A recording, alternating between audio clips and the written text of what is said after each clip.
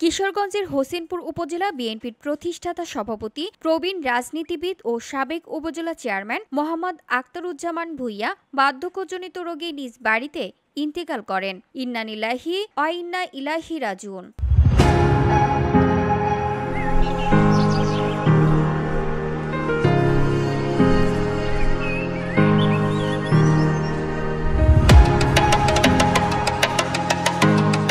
মৃত্যুকালে তিনি স্ত্রী, ৩ ছেলে ও ২ মেয়ে সহ বহু গুণগ্রাহী রেখে গেছেন। রবিবার বিকেল ৩ ঘটিকায় মাগরিবের নামাজের জানাজা শেষে উপজেলার চর মুবদি গ্রামের পারিবারিক কবরস্থানে তাকে দাফন করা হয়।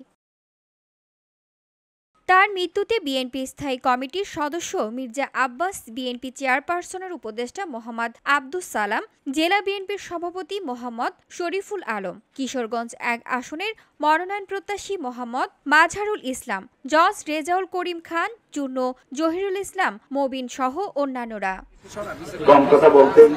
অন্যদিকে হোসেনপুর প্রেস ক্লাব সভাপতি সাংবাদিক জাহাঙ্গীর আলম, সিনিয়র সাংবাদিক মোহাম্মদ মানসুরুল হক রবিন, সাধারণ সম্পাদক মশিউর রহমান চন্দন সহ অন্যান্যরা শোক প্রকাশ করেন।